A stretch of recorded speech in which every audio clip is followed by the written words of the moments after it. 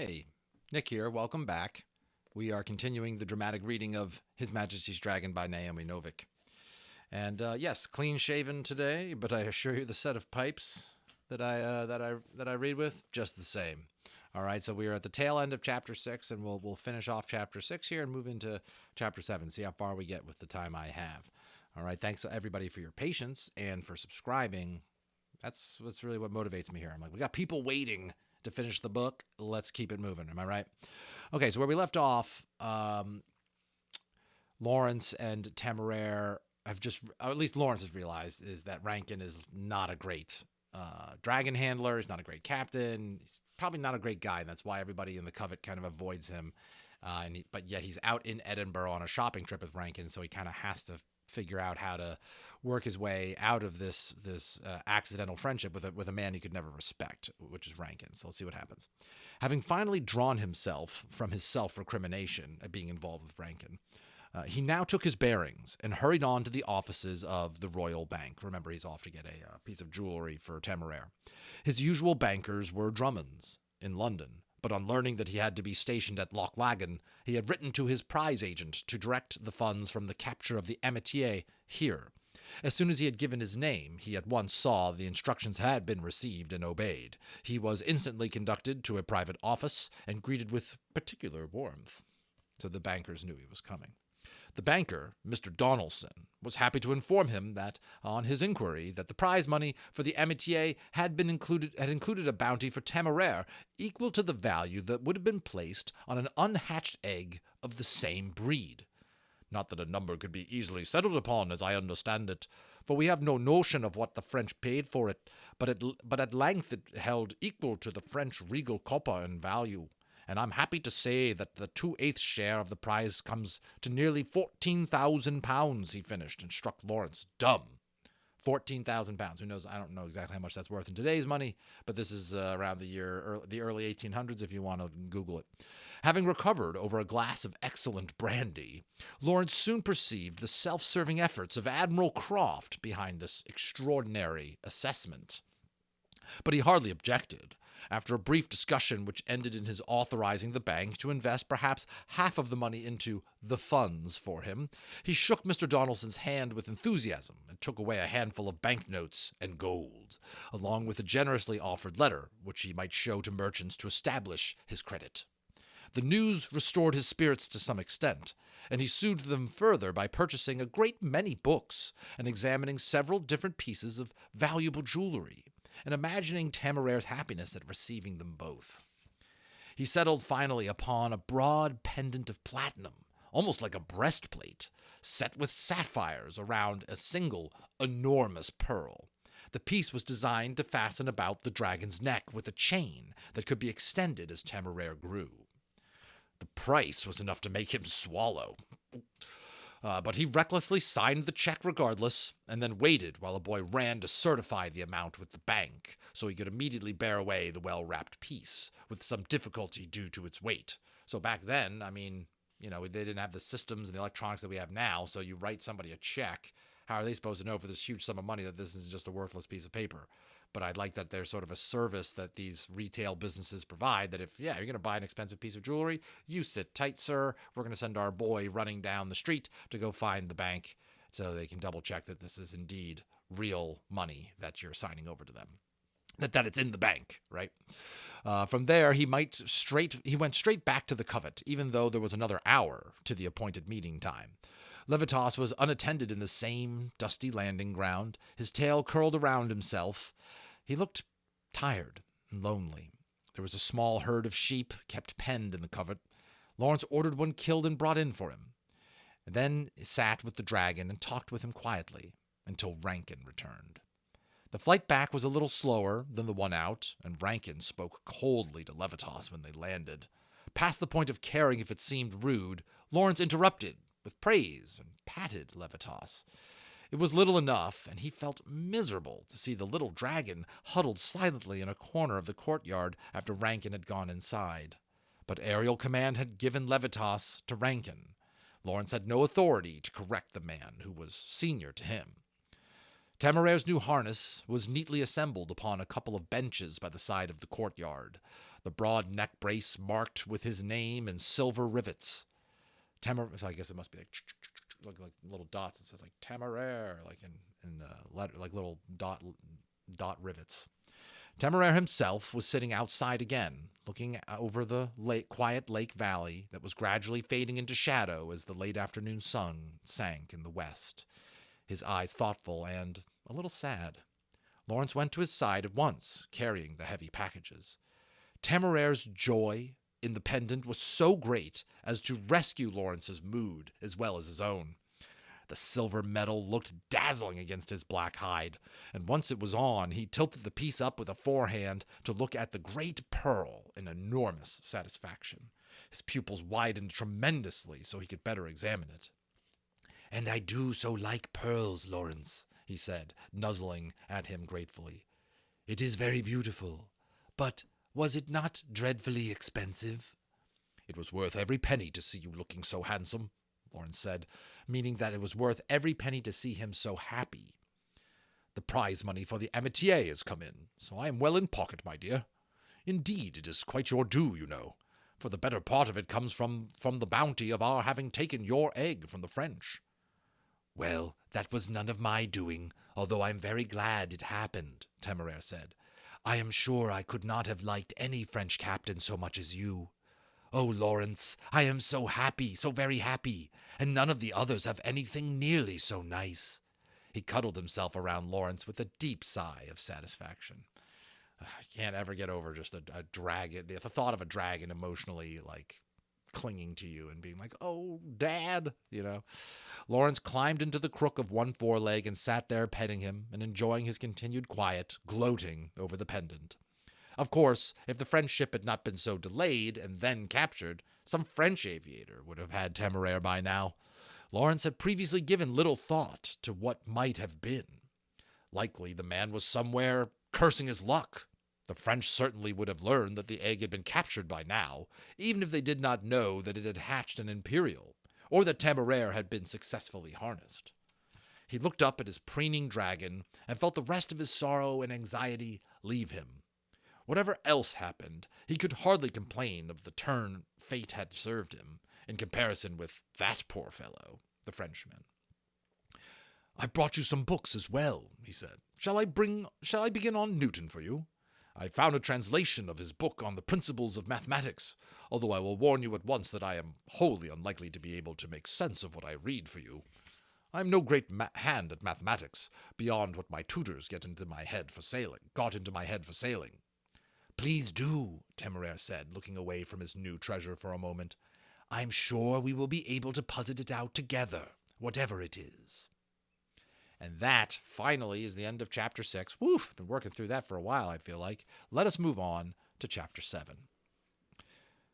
Lawrence rose early the next morning and breakfasted alone, to have a little time before the training would begin. He had examined the new harness carefully last night, looking over each neat stitch and testing all the solid rings. Temeraire had also assured him that the new gear was very comfortable, and that the crewmen had been attentive to his wishes. He felt some gesture was due, and so having made some calculations in his head, he now walked out to the workshops.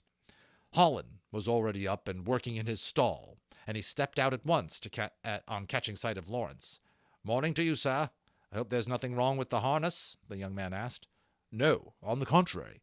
I commend you and your colleagues highly," Lawrence said. "It looks splendid, and Temeraire tells me he is very happy in it. Thank you. Kindly tell the others for me that I'll be having an additional half-crown for each man dispersed with their pay." "Why, that's very kind of you, sir," Holland said, looking pleased but not terribly surprised.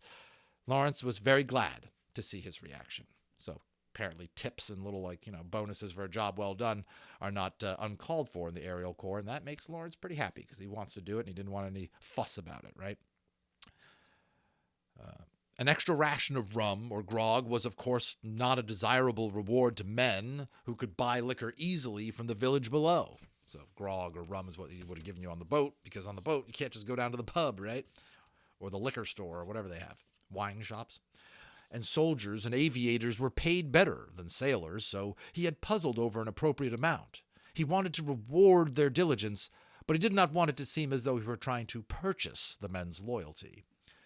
I also wish to commend you personally, Lawrence added, more relaxed now.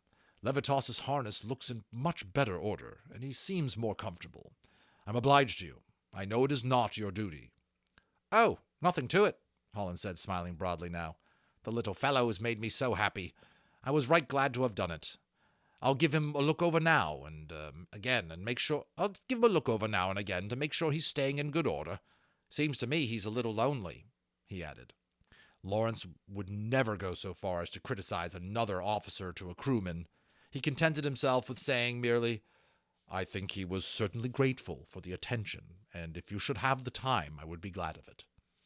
It was the last moment that he had time to spare concern for Levitas, or anything beyond the tasks immediately before him. Celeritas had satisfied himself that he understood Temeraire's flying capabilities, and now that Temeraire had his fine new harness, the training began in earnest. From the beginning, Lawrence was staggering straight to bed after supper, and having to be woken by the servants at the first light of morning. He could barely muster any sort of conversation at the dinner table, and he spent every free moment either dozing with Temeraire in the sun or soaking in the heat of the baths. So they're working him pretty hard. He's definitely getting into some intensive training here. Morning, noon, and night. Celeritas was merciless and tireless both. There were countless repetitions of this wheeling turn or that pattern of swoops and dives, and then flying short bombing runs at top speed, during which the bellman hurled practice bombs down at targets on the valley floor. Long hours of gunnery practice, until Temeraire could hear a full volley of 8 rifles go off behind his ears without so much as blinking. Crew maneuvers and drills until he no longer twitched when he was clambered upon or his harness shifted. You'd have to think, it's true. Just like a horse, or you train for battle, I suppose, or anything else, this animal has reflexes that it's been innately wired from evolution, right? The fantasy, imagined evolution of dragons being like any other animal comes with certain reflexes. We heard perhaps earlier when they were doing training, the reflex if you're being attacked from above to sort of crunkle up and scatter or whatever. It's a innate terror trigger in dragons. Apparently the sound of loud noises and things like that. All these have to be drilled so that your brain finally rewires, the animal's brain, go, oh, okay, that's not something to panic at. The way like a war horse, if they heard loud horns or even if they saw men with swords running at them, waving them and stuff, they get trained not to turn away at that. Anyway, Another long stretch of endurance training, sending him around and around until he had nearly doubled the amount of time he could spend aloft at his quickest pace. I bet he's pretty buff for a dragon, Even while Temeraire was sprawled, panting in the training courtyard and getting his wind back, the training master had Lawrence practice moving about the harness, both on Temeraire's back and upon rings hung over the cliff wall, to increase his skill at a task that other aviators had been doing from their earliest years in the service. So Lawrence has some catch-up to do, as we knew. It was not too unlike moving about the tops in a gale. If one imagined a ship moving at a pace of 30 miles in an hour and turning completely sideways or upside down at any moment. His hands slipped free constantly during the first week, and without the paired carabiners he would have plummeted to his death a dozen times over. And as soon as they were released from the day's flight training, they were handed straight over to an old captain, Juleson, for drilling in aerial signaling. The flag and flare signals for communicating general instructions were much the same as in the Navy, and the most basic gave Lawrence no difficulty. But the need to communicate quickly between dragons in midair made the usual techniques of spelling out more unusual messages impractical. So there's certain flags that ships can use that have letters. If you see a flag pattern of I'm making this up, blue plus a yellow triangle in the corner or whatever, that's the letter C. Well, you can't have a spelled out alphabetic flag signal with a dragon flying past you. They need to have some sort of shorthand or some sort of summary, initials or something. Let's see. Made it impractical. As a result, there was a vastly longer list of signals, some requiring as many as 6 flags, and all of these had to be beaten into their heads. For a captain could not rely solely upon his signal officer. A signal seen and acted upon, even a moment more quickly, might make all the difference in the world. So both captain and dragon must know them all. So you understand, if you're on a ship and the ship's just going, then if they see a flag in the distance or whatever, somebody's coming, turn about, whatever it is, fire the cannons, you've got a few seconds, everybody understands, to react. Here, you're flying through the air. The captain can't. So that's why on a ship you could have a signalman who would like look at the flags and then come over to the captain and say, "This is what they said." And the captain would say, "Okay, go send up more flags," and they go run over there and set up the new flags. Can't have all that back and forth and delay when you're flying really quickly on a dragon. Is what they're saying. Lawrence needs to know the signals and not wait for a signalman, even though it sounds like there is a signalman person on the dragon who will shoot off the flare and put the flags up, but Lawrence can't wait for that person to go spot signals and interpret them for him. He's got to cram all that in his head too. Oh, a signal acted upon me more quickly, so the captain of the dragon must know them all. The signal officer was merely a safeguard, and his duty to send signals for Lawrence and call his attention to new signals in battle than to be the sole source of translation. So there you have it. To Lawrence's embarrassment, Temeraire proved quicker to learn the signals than himself. Even Julson was than a little taken aback at the dragon's proficiency. "And he is old to be learning them besides," he told Lawrence. "Usually we start them on the flags the very day after hatching. I did not like to say so before, but not to be discouraging, but I expected him to have a good deal of trouble. If a dragonet is a bit slow and does not learn all the signals by the end of their 5th or 6th week, he struggles with the last ones, sadly. But here Temeraire is already older than that, and learning them as though he were fresh from the egg." But though Temeraire had no exceptional difficulty, the effort of memorization and repetition was still as tiring as their more physical duties. And that's actually true. I didn't learn that until like just a few years ago, reading books about like brain research and how your brain works. But you have a full day of hard thinking and studying. I mean, everybody here who's like focused not to cram or whatever, you're exhausted. And that's actually absolutely physically correct that your brain, when you work it hard like that, is consuming as much calories and as much energy as if you were just jogging, not thinking, So yeah, I bet that was pretty tiring. 5 weeks of rigorous work passed this way, without even a break on Sundays. They progressed together with Maximus and Berkeley through the increasingly complex maneuvers that had to be learned before they could join the formation, and all the time the dragons were growing enormously.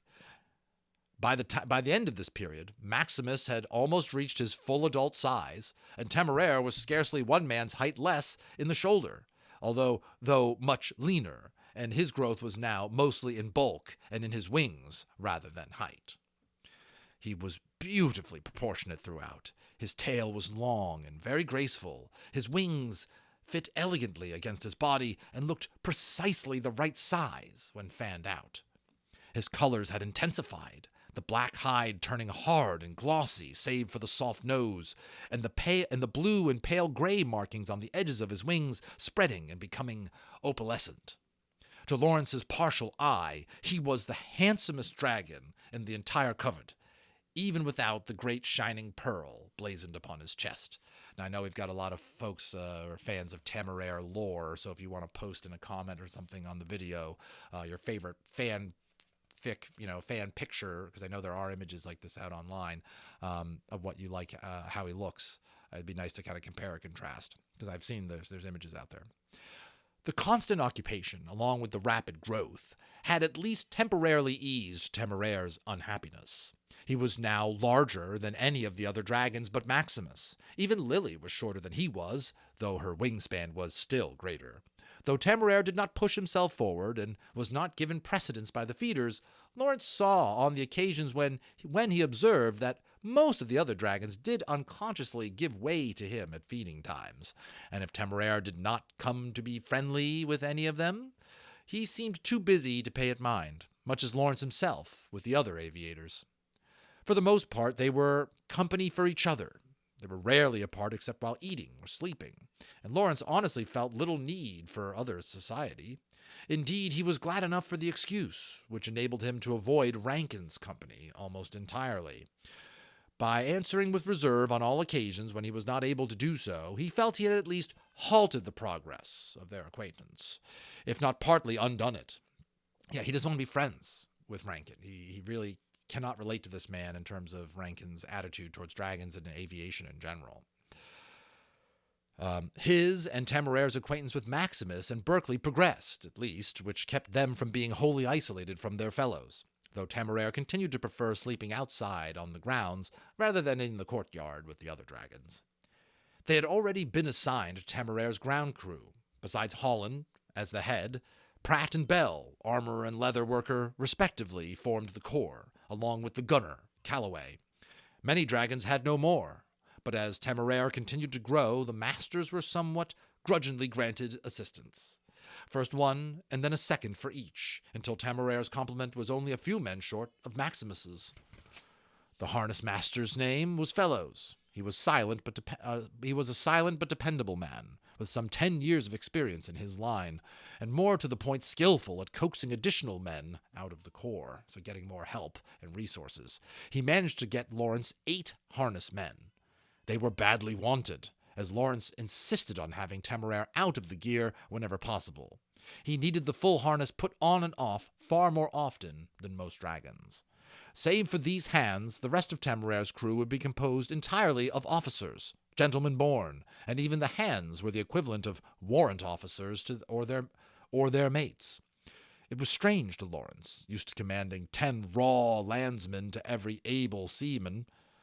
There was none of the boatswain's brutal discipline here. Such men could not be struck or started, or the worst punishment was to turn a man off.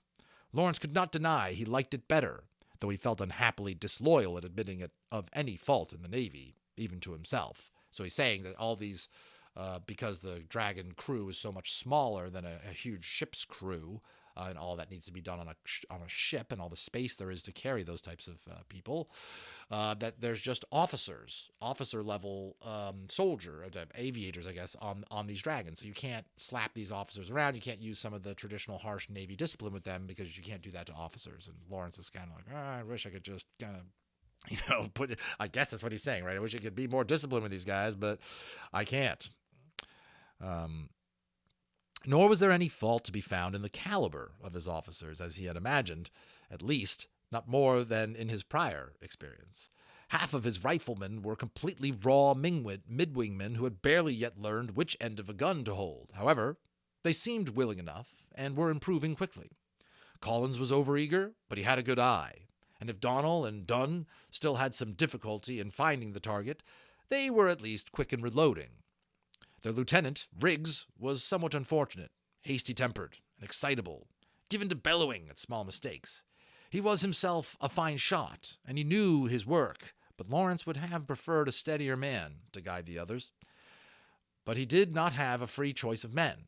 Riggs had seniority and had served with distinction, so at least merited his position, which made him superior to several officers with whom Lawrence had been forced to serve with in the Navy. The permanent aerial crew, the topmen and bellmen responsible for managing Temeraire's equipment during flight, and the senior officers and lookouts were not yet settled. Most of the currently unassigned junior officers of the Covet would first be given a chance to take positions upon Temeraire during the course of his training, before final assignment was made. Celeritas had explained that this was a common technique used to ensure that the aviators practiced handling as many types of dragon as possible, as the techniques varied greatly, depending upon the breed. Martin had done well in his stint, and Lawrence had hopes that he might be able to get the young midwingman a permanent berth. Several other promising young men had also recommended themselves to him. The only matter of real concern to him was the question of his first lieutenant. He had been disappointed in the first 3 candidates assigned him.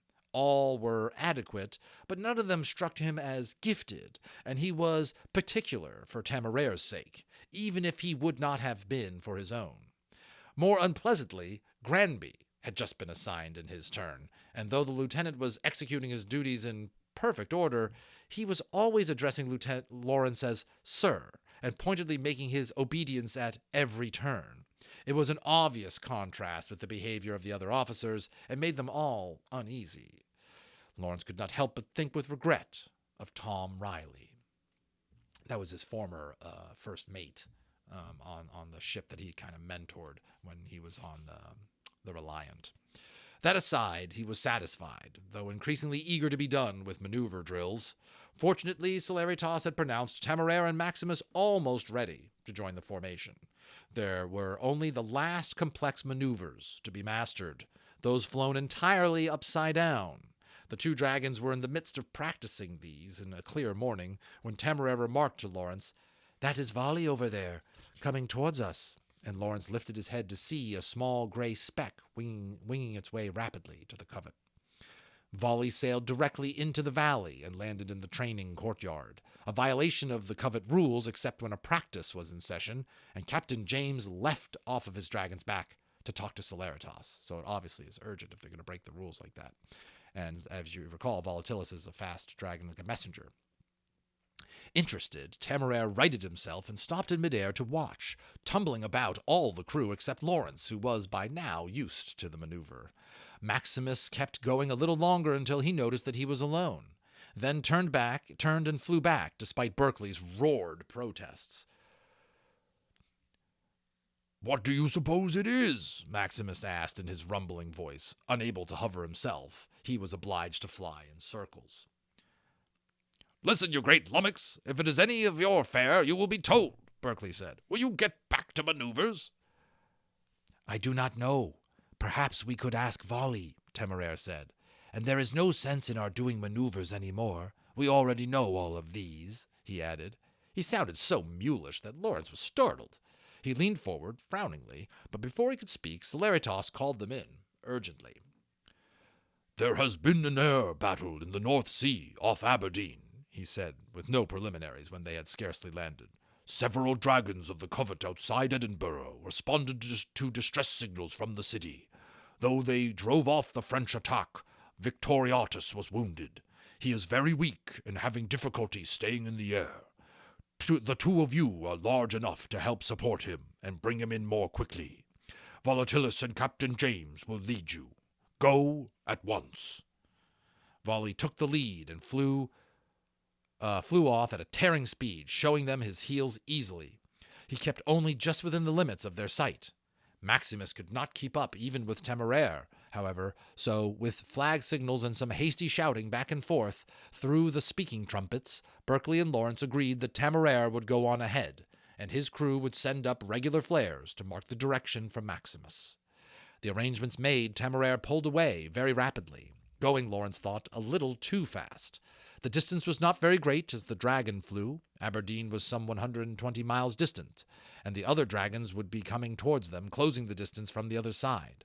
Still, they would need to be able to fly the same distance again to bring Victoriatus in, and even though they would be flying over land, not ocean, they could not land and rest with the wounded dragon leaning upon them.